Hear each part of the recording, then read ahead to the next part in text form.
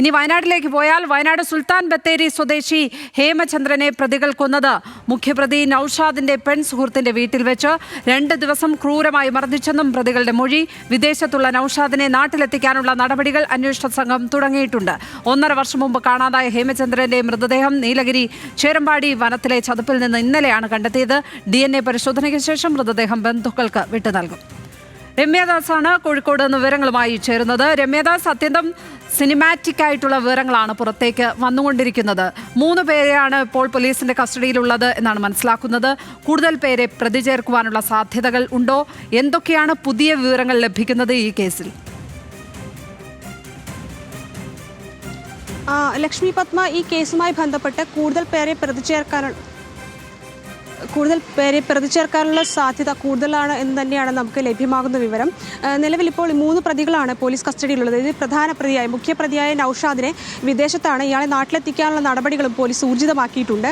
ഇന്നലെയാണ് ഇത്തരത്തിൽ 1.5 വർഷം മുമ്പ് കാണാതായ ഹേമചന്ദ്രൻ്റെ മൃതദേഹം നീലഗിരിയിലെ വനമേഖലയോട് ചേർന്ന് ചേരമ്പാടി വനമേഖലയിൽ നിന്നും കിട്ടുന്നത്. ഇദ്ദേഹത്തെ 1.5 വർഷമായിട്ട് മിസ്സിംഗ് ആയിരുന്നു. നിലവിൽ ഒരു മോഷണ കേസുമായി ബന്ധപ്പെട്ടുള്ള ഒരു അന്വേഷണമാണ് ഇത്തരത്തിൽ ഈ കേസിലേക്ക് എത്തിക്കുന്നത്. തുടർന്നാണ് പോലീസ് അങ്ങോട്ട് പോകുന്നതും ഇത്തരത്തിൽ വനമേഖലയിൽ ഇദ്ദേഹത്തിൻ്റെ മൃതശരീരം കുഴിച്ചിട്ടുണ്ടെന്ന വിവരത്തെ തുടർന്ന് അവിടെ പരിശോധന നടത്തുന്നതും ഇന്നലെ രാവിലെയോടുകൂടി തന്നെ 9 മണിയോടുകൂടി തന്നെ ഈ മൃതദേഹം ഇവിടെ നിന്ന് പുറത്തെടുക്കുന്നതും നിലവിൽ ഇതുമായി ബന്ധപ്പെട്ട് പിടിയിലായ പ്രതികളുടെ ഉൾപ്പെടെയുള്ള മോഴികളിൽ നിന്ന് നമുക്ക് മനസ്സിലാവുന്നത് കഴിഞ്ഞ മാർച്ച് 20-ാം തീയതിയാണ് ഈ ഹേമചന്ദ്രനെ കാണാതാവുന്നത്. തുടർന്ന് പെൺസുഹൃത്തുമായി ബന്ധപ്പെട്ട് ഫോണിൽ വിളിച്ചുകൊണ്ടാണ് ഹേമചന്ദ്രനെ വീട്ടിൽ നിന്നും ഇറക്കിക്കൊണ്ടുപോകുന്നത്. തുടർന്ന് ഈ 2 ദിവസത്തോളം ഈ നൌഷാദിനെ, മുഖ്യപ്രതിയായ നൌഷാദിൻ്റെ വീട്ടിൽ വെച്ച് ക്രൂരമായി ഹേമചന്ദ്രനെ മർദ്ദിച്ചിരുന്നു എന്നുള്ളതാണ് നമുക്ക് അറിയാൻ കഴിയുന്നത്. പ്രാഥമികമായി വന്ന പോസ്റ്റ്മോർട്ടം റിപ്പോർട്ടിൽ ഉൾപ്പെടെ ഇതിൻ്റെ തെളിവുകളുണ്ട്. കാരണം ക്രൂരമായി തന്നെ ഇദ്ദേഹം മർദ്ദനമേറ്റിട്ടുണ്ട് എന്നുള്ള തെളിവുകൾ ഉൾപ്പെടെ കിട്ടുന്നുണ്ട്. കൂടാതെ തന്നെ ഇന്നലെ ഈ ഡെഡ് ബോഡി റിക്കവർ ചെയ്തെടുത്തപ്പോൾ തന്നെ അതിൽ ഈ ഇത്തരത്തിൽ ഈ ബോഡി അവിടെ നിന്ന് എടുത്തിരുന്ന ഒരാൾ കൂടി ഒരു മൊഴി നൽകിയിട്ടുണ്ട്. കാരണം മൃതദേഹത്തിൽ പുറത്ത് കുത്തുകൊണ്ട് ഒരു പാടുകൂടി ഉണ്ട് എന്നുള്ള രീതിയിലും കൂടി അദ്ദേഹം പറഞ്ഞിരുന്നു.